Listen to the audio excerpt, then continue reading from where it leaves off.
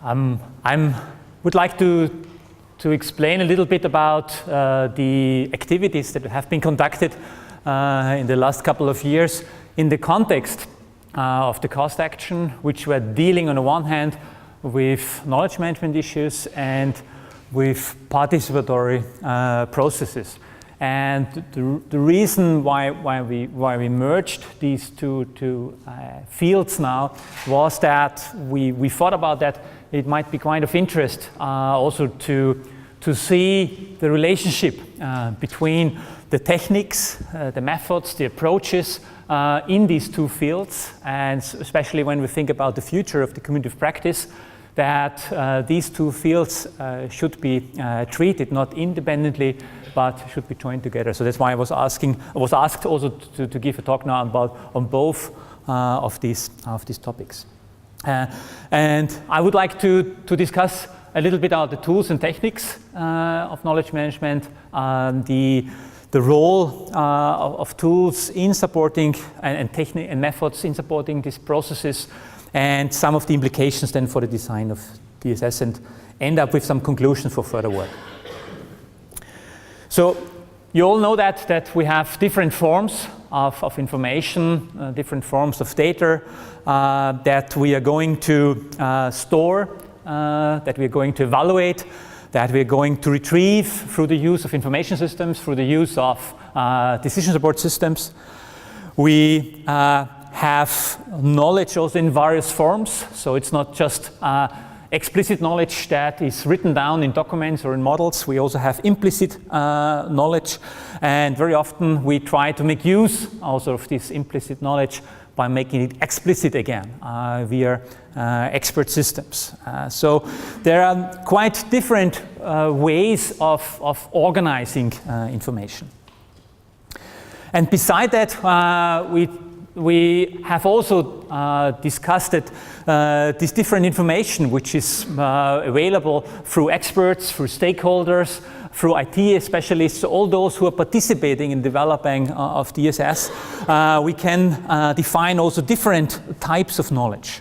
So on the one hand, you can distinguish between declarative knowledge or procedural knowledge. So those who know something and the others who actually more hands-on, knowing how to do it. So this is the epistemology dimension of knowledge types. And then we could also distinguish the transfer dimension. This is another way of seeing knowledge and information.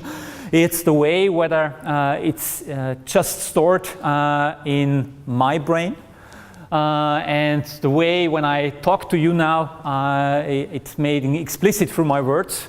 And when you can somehow link this to any kind of information that you heard once before, so then it becomes maybe some kind of knowledge add-on. So this transfer takes place when an expert tries to make this implicit knowledge that he or she has made through experiences from lessons and makes it explicit in several ways.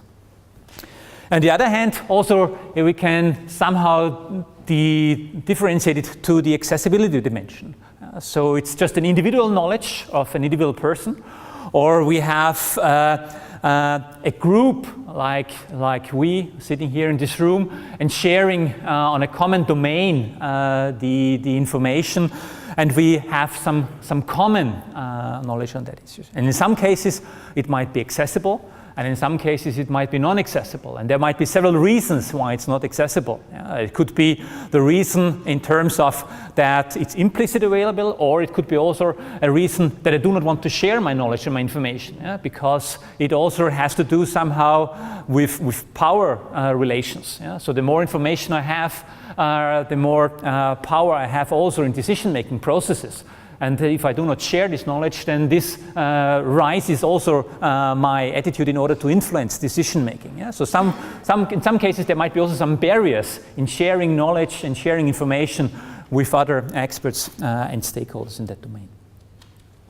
So considering that different information is available and might be managed through participatory processes and might be managed along decision-making processes, we can also distinguish several knowledge management processes. And a common way of classifying these processes is to see it in this kind of 6 different processes, focusing on identifying knowledge, on generating new knowledge, trying to evaluate existing knowledge, and trying to store it in various forms and make it available to others, transferring it that they can apply it in certain contexts. And this is what normally takes place then in decision support systems, so that we try to make information available, we evaluate it, we store it in several forms in databases, and we transfer it in order that decision makers, experts, stakeholders can make use of it in decision-making processes.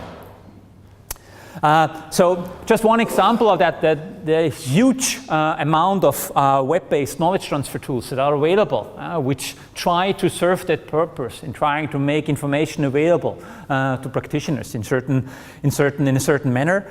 And very often they are not tailored in a way that they really can aid decision making, because they're just focusing on the idea of transferring this knowledge. So as one part of the activity, we tried in our groups to cluster somehow the tools that are available for the certain processes. So tools that help to identify and structure knowledge, whether these are more classical collaborative tools like knowledge maps, discussion forums, and so on, tools for knowledge generation and knowledge evaluation, tools that help us to transfer the knowledge like best practices, FAQs on web portals, or different means of storing knowledge information like data warehouses, expert systems or intelligent agents, and so on and so on. And based on this kind of classification, we tried also to evaluate the ability of the different tools and techniques in order to support the different dimensions. So, and Jordi has already introduced this kind of problem types dimensions, and the idea of focusing on a certain decision problem by identifying the problem, by structuring it, by modeling the problem, or by solving the problem. So you can find different steps in this process by supporting decision making. And so just picking now 6 of these several tools, you could think of that each of these tools have different capabilities in supporting one of these processes. So for instance, picking now the cognitive mapping as one example, it's very well suited in order to support problem modeling and problem identification structuring, but it's very weak in terms of problem solving. And on the other hand, when you would pick up the workflow systems, there might be capable in supporting problem modeling and supporting problem solving, but they're quite weak in terms of identifying problems. And we could also see it in another way. So just like in the data warehouse, now moving the cube and seeing the other ways, so how the different tools and techniques could be utilized in terms of supporting knowledge management within an organization, or supporting participatory processes, or might be embedded in certain decision support systems, so that there might be really a core component of a decision support tool. And if we just focus again on these 2 examples, so the cognitive mapping is well suited in participatory planning, because it allows really to involve different stakeholders in that context. Might be also used within organizations in order to facilitate this process, but to our knowledge there is even no application that it has been an embedded part as a component of a DSS, because it doesn't support these processes. And on the other hand, when you focus on workflow systems, it's again just the other way around. So that workflow systems are quite a common tool to be an embedded part of decision board systems. And to some extent, they are used in organizations, but they're very weak in terms of supporting participatory processes.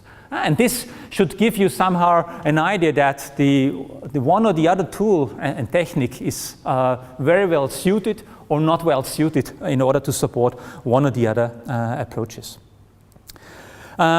Another issue is maybe also important when we talk about participator planning issues, that the problem dimensions, and Jordi has very nice pointed out these different dimensions, so that you have to consider each planning case as a unique case, which is very context specific.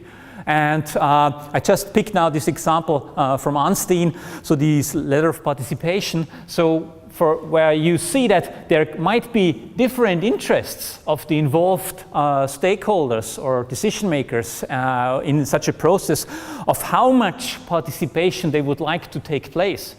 Whether it's just a kind of a non-participatory approach where it's just a means of a quasi-participation, where there is even no interest to share the discussion about the problem, to share information, or there's really a kind of already a kind of a participation taking place by informing them and trying to consult them, and the ultimate participation, a full participation, so according to Arnstein, would then be this citizen power where you have really a partnership and even citizen control as the higher step of this ladder. And depending on what kind of level of intensity you're aiming for participation, there might be again that different tools and different techniques and different approaches might be more suited by sharing information or by not sharing information, or by involving people or not involving people.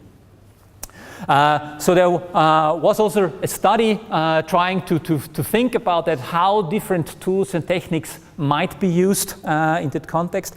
And the colleagues worked out also very nicely evaluation criteria that could help to be used as a means for evaluating how successfully a certain participatory process can be designed. And those criteria that are indicated here in bold, so these are also those criteria that should be relevant in the context of decision support systems, so that you have the chance really to influence the outcome, that you can make sure about the quality of the content and the evaluation of the criteria, and that you can organize a structured decision-making process. And based on that, there is also then a selection of this criteria, that some of those features of this evaluation criteria can be supported by decision support systems, and some of these criteria can't be supported. So then there's the need for other tools, like I was exemplifying before, these cognitive mapping approaches or knowledge maps, so that you need some other collaborative techniques which can be used in combination with decision support systems in order to aid decision making in participatory processes. So all these issues which coming along with transparency, with structured decision making process, so for that purpose DSS might be very beneficial. But when it comes then more to opportunity to influence the outcome in terms of independence and neutrality, so then it might be more that you need other methods and techniques to support these processes. Another study that was also conducted was that we again focused on these different problem phases in order to solve decision making, and we thought ourselves, so what might be important criteria for methods that could be utilized along this process, and that we could judge the feasibility now of such kind of techniques and methods. So we have a large repository of different methods and techniques, and not each technique and not each method is easy to be used, or some of these techniques need computer-based support, others don't need computer support. Some of these allows very easy to use quantitative information, only use qualitative information. Some of them stimulate creativity and innovation. Some of them allows to support the process of negotiation. Some are dealing with uncertainty, some are trying to reduce complexity. Some of them are suited for a high number of stakeholders. Some might be used also only in the context for a small number of stakeholders. So there's quite a large variety. And so in that context, we tried to review several techniques that could be utilized in such a context, in such an environment, in order to support collaborative or participatory processes. And so the clustering of these groups might give you also an indication. So for for which kind part of this process they might be utilized. So for instance, like the AHP or the ENP, some multi-attribute decision-making techniques, they are very well suited for problems solving. On the other hand, also problem modeling. And on the other hand, like open space, action learning, world cafes techniques, they were very well suited for problem identification, for problem modeling. And we also tried to quantify somehow this study by identifying which criteria from this long list is best met by these methods and techniques. So in total, about 45 methods have been screened. So most of the methods allow us to include qualitative information. They support to increase transparency in decision-making processes. They support to gather interests of different stakeholders. They also aiming to produce understandable results and consider experiences. On the other hand, at the lower end, you see that most of these methods really lack techniques that help to handle uncertainty, to explore uncertainty. They require a lot of time sometimes in order to prepare it, to make it available to stakeholders. They do not really support nicely creativity and innovation in that context. So there are some weaknesses also in the terms of the methods that have been screened in this study. And so from that you could make also a large screening, so you will not be able to read it in the back. It just should indicate the large number of methods that have been screened here, and there are some kind of favorites, I would say like that, some favorite methods that are very well suited for problem modeling, for problem solving, for problem identification. Yeah, so they independently, so for which phase in the decision making and participatory planning process you might use these techniques, they might be well suited. This is planning for real, open space, what action learning or world cafe. So as the top 5, for instance, if you would like to have a take-home message, what are the top 5 methods in order to support these processes? Okay, so coming to some conclusions, just picked some of these elements that have been worked out during the last couple of years. So decision board systems, on the one hand, try to support decision making. Yeah? So try to support participatory process by involving stakeholders in order to facilitate decision making, yeah? By identifying problems, searching for alternatives, structuring it, evaluating, and then finally coming to a conclusion and implementing, and having a lot of iteration along this process. And what we learned along this process, that also knowledge management processes are very important to be interlinked with these processes. So if they are independently treated, so we have here decision making and we have here knowledge management, so then this is not really a benefit in order to support decision making. Yeah? So you have to bring these two processes together. So knowledge management has to serve decision making and participatory processes and the other way around, yeah? So that both are really nicely interlinked. And this leads to a lot of challenges then also related to that.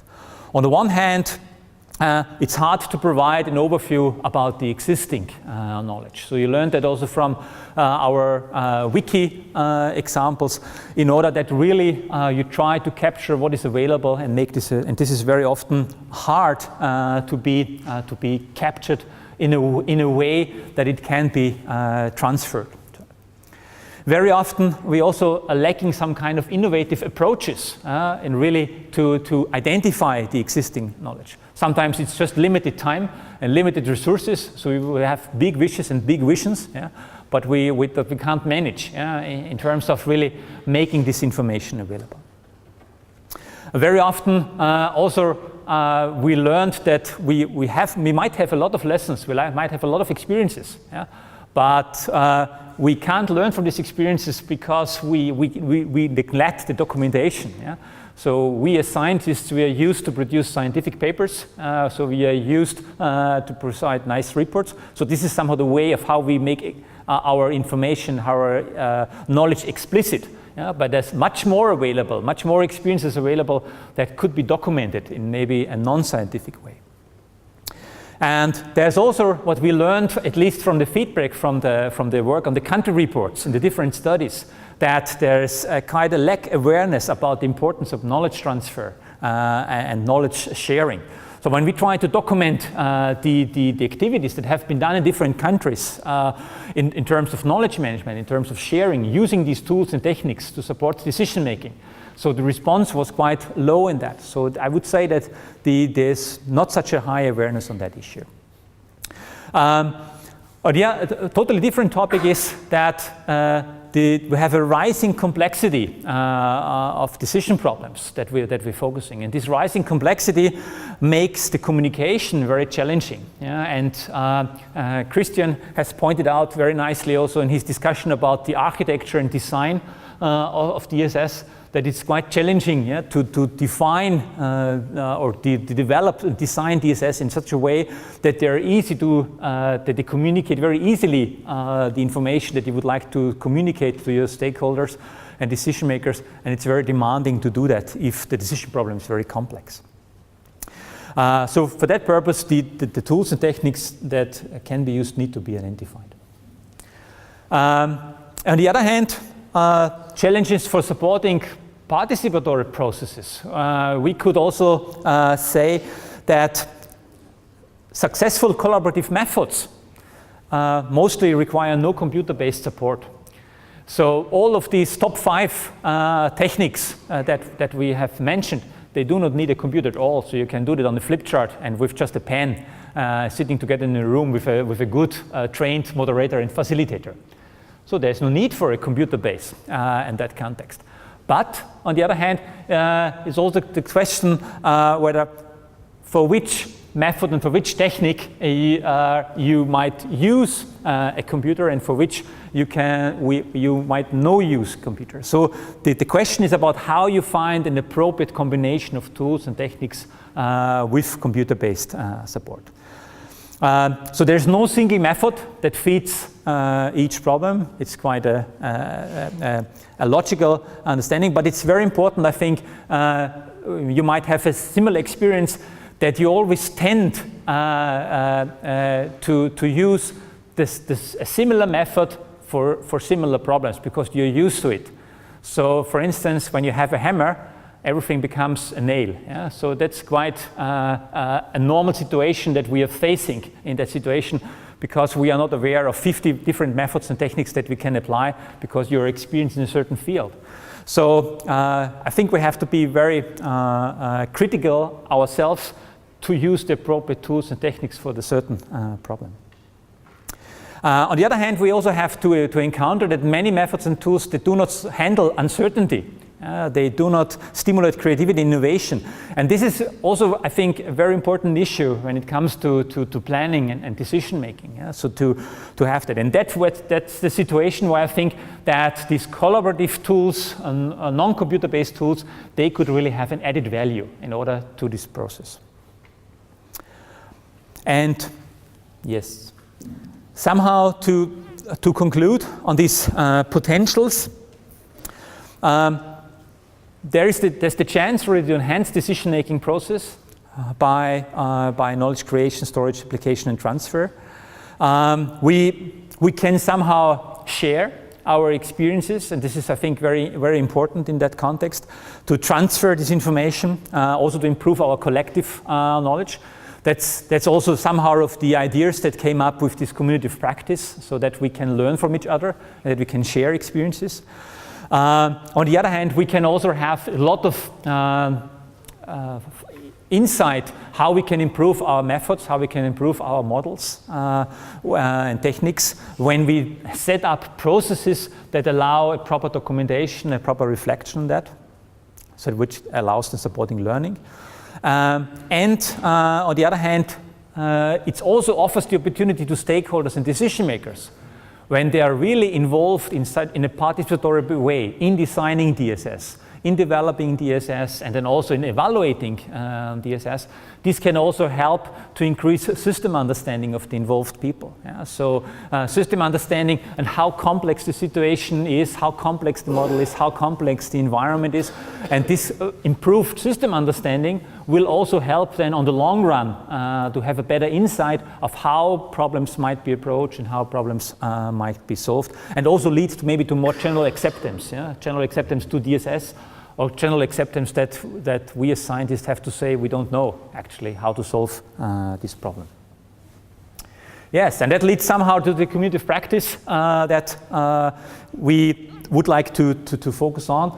It was already mentioned before that we have the semantic media wiki. We have thought about initializing also a blog which allows us to disseminate news events. We have a database of experts dealing in different domains and providing overview of certain documents, discussion forum which supports learning and knowledge transfer.